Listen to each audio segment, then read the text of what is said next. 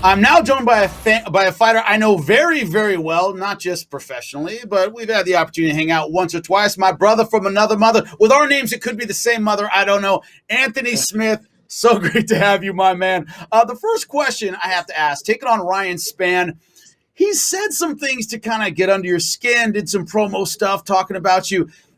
Does it get under your skin? Do you respect the hustle? Is it part of the game? Tell us about those emotions at your age in your career, man. All of the above. All the above, man. It got a little spicy. It kind of,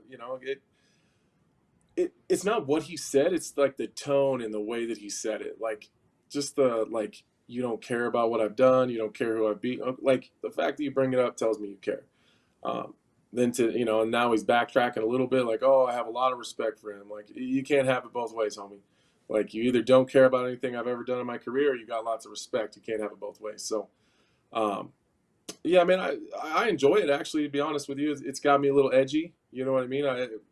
He poked the bear a little bit, and I appreciate that. I appreciate that. I get it. It's all a game. It's all promotional. Like, but I don't play games. So, it is what it is. Like, he said what he said, and we'll have to see how it goes on Saturday.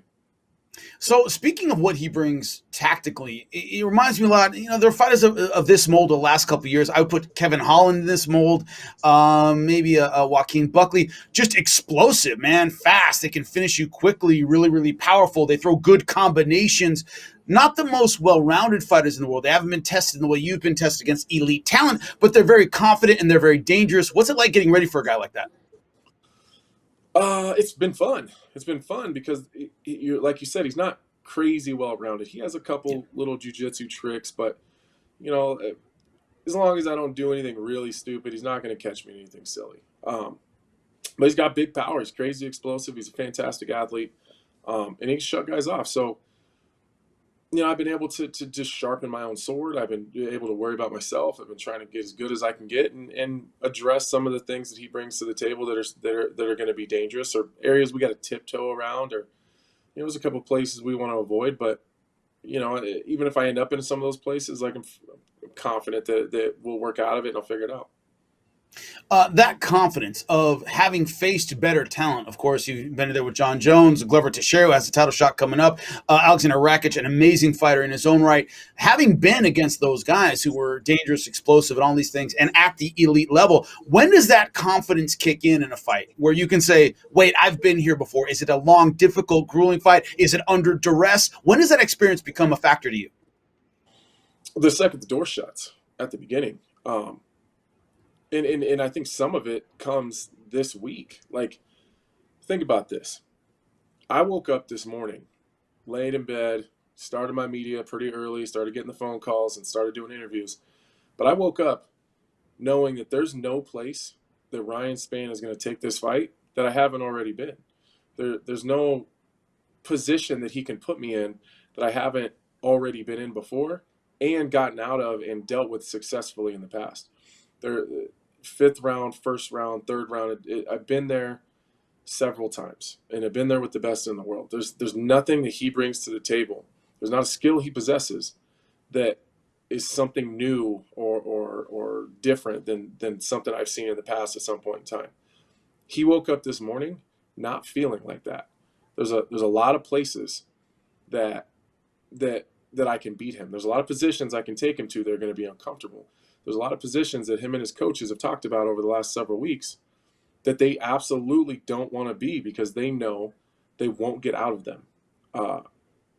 And being the guy that's on the other, that's on the offensive side of the conversation, where we're talking about how you win, and the only thing you can come up with is you have to knock him out and probably have to do it early. It's not a great place to be.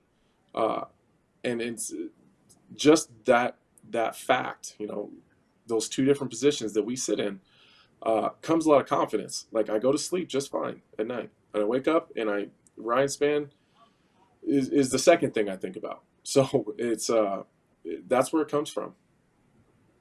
How does it feel? You talk about mentality, you talk about confidence, you talk about the ability to know how good you are when you need to be great. Glover Teixeira, Alexander Rakic, back-to-back losses. You've had two since then to get you back on track. How important has that been mentally? How important has that been in camp that, the nose on the plane is up? Jimmy Crute, much like Ryan Spann, a young guy, very, very tough, very aggressive. You end up winning that fight. That made it 2 in a row. Mentally, how important is that for you? Oh, it's huge, man.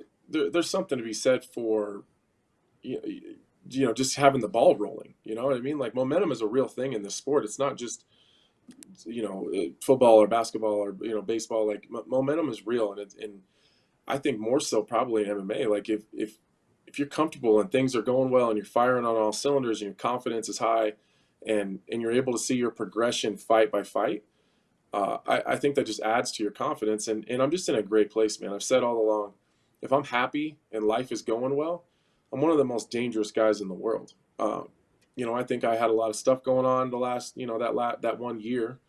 And anytime I have any personal struggles or I'm dealing with some things or I got a lot on my shoulders, it's always showed its ugly face in my fight career. And that year that I, had a tough go at it, I think that's no different. I think that's what happened. I think some of my personal struggles showed themselves in my fight career like they always have over the last 14 years. And I think that in the previous 2 fights, moving into this one, I'm happy. Everything's going well. Life is great. Physically, I'm in the best place I've ever been. I'm bigger than I've been in a long time. I'm more athletic. I'm scrambling well. My conditioning's good. I'm strong. I've PR'd all my lifts the last 2 training camps. I got a baby on the way. My family's healthy. My kids are in school. Like, things are great for me just in general, man. And when that happens, it all culminates and shows itself in my fights. And I think that's what's going to happen on Saturday. Well, first off, congratulations. Secondly, when you talked recently, and I got to ask you about this, Conor McGregor talked about his injuries going in. I already had, shin fractures and stuff. You said every fighter's injured or at least hurt going into a fight. Then you listed off injuries that were unreal. I think it was a Glover Teixeira fight. You said a broken hand going into that fight. What's it like heading toward a shootout and half your guns don't work in a sense? Like, what's the mentality of a fighter going into a situation like that, man? I can't speak for everybody. My mentality's always been like, I'll figure it out. I'll figure it out when I'm in there. You're like, well, just tape it really good. Like you just tend to, I don't know, you tend to just brush it off and just pretend like it's not there. Now that I said that to you, here I am going into a fight completely uninjured, feeling fantastic. And I wouldn't bring that up if it wasn't true. I just wouldn't say anything about it. You wouldn't lie to me, bro. Like, you wouldn't bring, I know you wouldn't bring it up with me. You'd tell me afterward, right? Yeah, I would tell you afterward. But honestly, man, I am physically fantastic. If Ryan Spann beats me, he deserves it because I'm as good as I've ever been. I'm not banged up, and I think some of that is I put on a little weight, or I let myself get heavier and stay heavier this camp. I just feel good, man. I don't know what it is. Like, when I fought Jimmy Crute, it's a big pay-per-view. People were kind of giving me some crap about being a little chubby in the Devin Clark fight. But I felt better in the Devin Clark fight. But it's a huge pay-per-view. I want to get my abs on, get that beach body going. And, I just didn't feel as good physically as I did in the Devin Clark fight. So, scientifically, I don't know. I couldn't tell you why. But I know that I feel better when I'm a little heavier. I recover faster. My cardio's better. I'm faster, stronger. I don't get nearly as many injuries. Like, I'm telling you, man, I can't tell you enough how good I feel right now. Well, forget the abs. It's all about winning. I wish you the best of luck against Ryan Spann, man. Thank you so much for your time, dude. Thank you. We're taking this dad bod in on Saturday. Thanks for watching ESPN on YouTube. For live streaming sports and premium content, subscribe to ESPN+.